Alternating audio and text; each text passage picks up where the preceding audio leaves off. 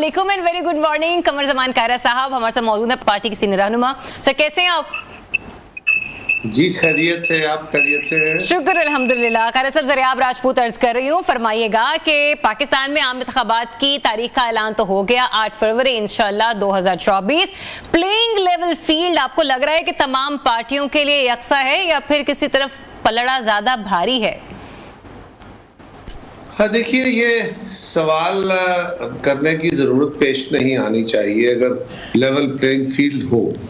मेरी जमात भी ये शिकवा कर रही है और भी जमातें शिकवा कर रही हैं, और लेवल प्लेइंग फील्ड जिस तरह होनी चाहिए नहीं है। यही हमारी हुकूमती इदारों से, जो इलेक्शन कमीशन है उससे और सूबाई हुकूमत और मरकजी हुकूमत से है कि हम सबको मिलके, मीडिया को मिलके एक ऐसी एनवायरनमेंट बनानी है जिसमें ये तासर मजबूत हो कि अब इलेक्शन पिछले इलेक्शन की तरह निशानदेही वाला इलेक्शन नहीं होगा, टेंटेड नहीं होगा, इसके ऊपर सवाल नहीं उठेंगे, बल्कि लोगों को इलेक्शन के जरिए अपनी हुकूमत मुंतखब करने का आज़ादाना हक हासिल होगा।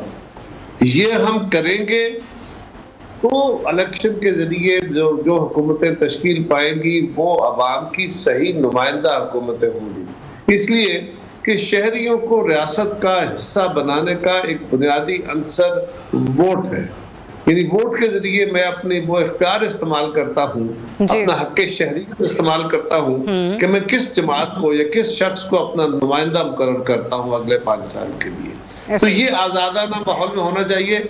अभी तक वो फिजा बनने में कामयाबी नहीं है, बिल्कुल सवाल खैर साहब, सफोकेशन अभी भी है। सफोकेशन में इशारा इस तरफ कर रही हूँ कि सदर मुमलिकत के इस्तीफे की बाज़गश्त हमें सुनाई दे रही है। सागटार साहब तो बड़ा खुलकर इस पर बात कर रहे हैं। आपकी पार्टी की तरफ से कोई ऐसा मुतालबा, कोई ऐसी कोशिश?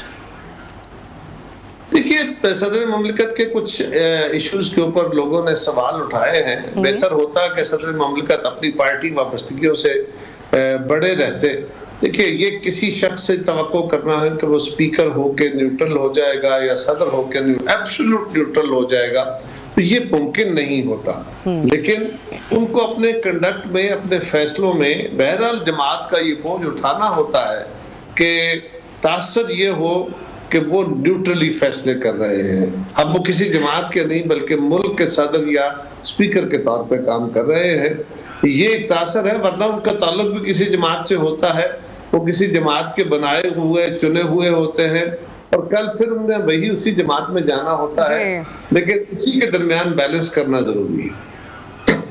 अच्छा खैर साहब, इस सारी सिचुएशन में जहां पर हम देख रहे हैं कि लाहौर इस वक्त महवर और मरकज नजर आ रहा है हमें इलेक्शन पॉइंट ऑफ व्यू से, वो इसलिए क्योंकि साबिक वज़ीर आज़म जनाब नवाज शरीफ साहब की वतन वापसी हो चुकी है। लेकिन ऐसे में बिलावल भुट्टो जरदारी साहब खुद वो कब तक लाहौर तशरीफ फरमा होंगे? और ऐसे में दूसरी तरफ ये भी देख लीजिए कि असद कैसर साहब भी जेल भुगत रहे हैं, उन पर भी केसेस आ चुके हैं, बढ़ चुके हैं। फवाद चौधरी साहब की गिरफ्तारी भी अमल में लाई जा चुकी है। इस सिनेरियो में आप इलेक्शन की क्रेडिबिलिटी को किस तरीके से जज करेंगे?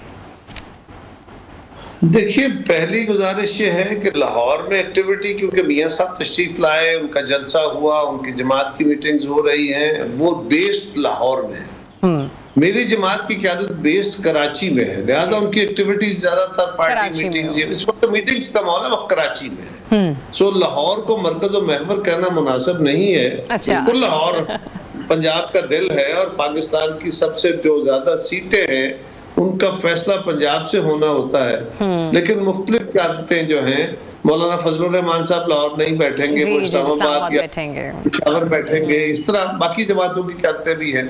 सो हमारी जमात की क़यादत भी बिल्कुल अपना काम कर रही है, भरपूर तनदही से कर रही है, बावजूद इसके कि हमारे जो एतराज़ात हैं वो हम मीडिया के जरिए या दीगर ज़राए से बदल कर लोगों तक पहुंचाते रहते हैं, अवाम तक भी पहुंचाते रहते हैं। लेकिन हम अपने ऑब्जर्वेशंस के बावजूद अपने इलेक्शंस की तैयारी कर रहे हैं और मैं समझता हूँ कि आज़ादाना फिजा कायम करके, लोगों का वोट पे ट्रस्ट करके, फिर हुकूमत को, हुकूमती इदारों को और मीडिया को, सियासी जमातों को, खास तौर पे मीडिया को, फिर आपको मुतालिबा करना चाहिए कि आप अपने मेंबर्स का, आप अपने मुंतखब नुमाइंदों का चुनाव करते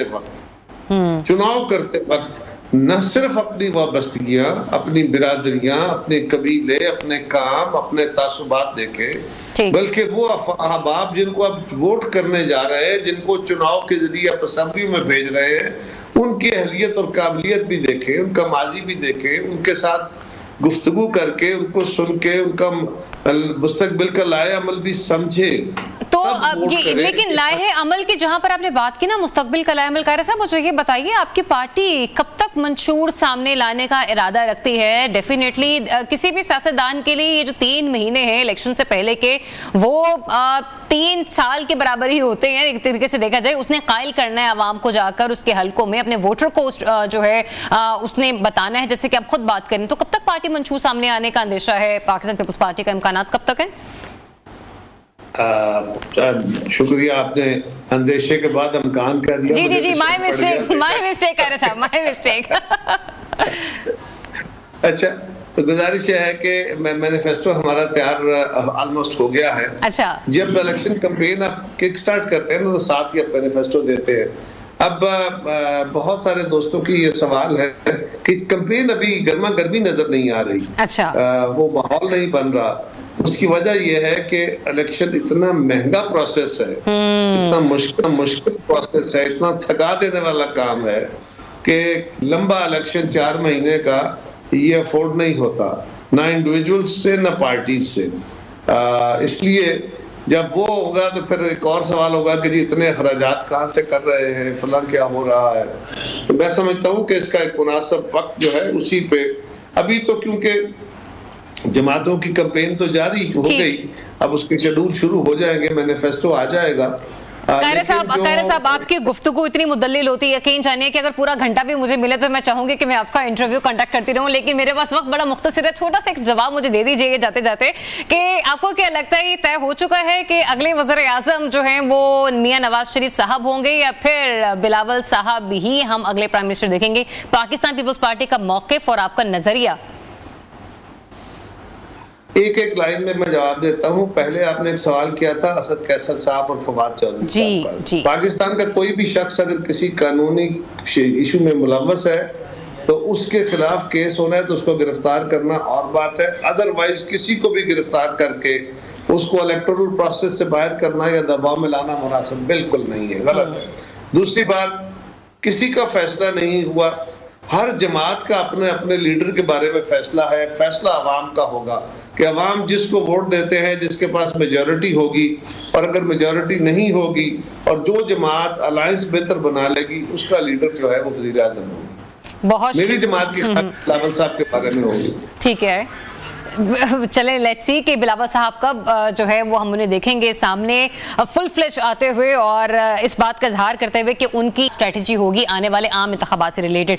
आगे बढ़ते हुए एक ब्रेकिंग न्यूज़ है वो आपके साथ शेयर करना चाहेंगे साबिक वज़ीर आज़म जनाब मियां नवाज शरीफ साहब के हवाले से, और खबर यह है कि उन्होंने 4 साल के बाद पार्टी ऑफिस का विजिट किया है। साबिक वज़ीर आज़म जनाब मियां नवाज शरीफ साहब 4 साल के बाद पार्टी ऑफिस का दौरा करने गए हैं और नवाज शरीफ साहब ने मौलद टाउन पार्टी सेक्रेटेरिएट में अपने लिए बनाए गए नए कमरे का भी दौरा किया है। मुलाजिमीन से उन्होंने मुलाकात की है और ये एक अच्छा इनिशिएटिव हम देख रहे हैं इस एस्पेक्ट में कि अब वो हमें सियासत में मुतहर्रिक होते हुए बाकायदा तौर पर नजर आ रहे हैं। तो नवाज शरीफ साहब ने मॉडल टाउन में अपने पार्टी ऑफिस का विजिट किया है और उस पार्टी ऑफिस में जो उनका रूम है उसे भी मियां नवाज शरीफ साहब ने विजिट किया है और वहाँ पर जो मुलाजमीन हैं उनसे बातचीत की है। डेफिनेटली एक लंबे अरसे के बाद मुलाजमीन जब उनसे मिले हैं तो उनकी भी खुशी दीदनी होगी अपने लीडर को अपने दरमियान पाकर। Let's take a break, stay tuned, new Pakistan.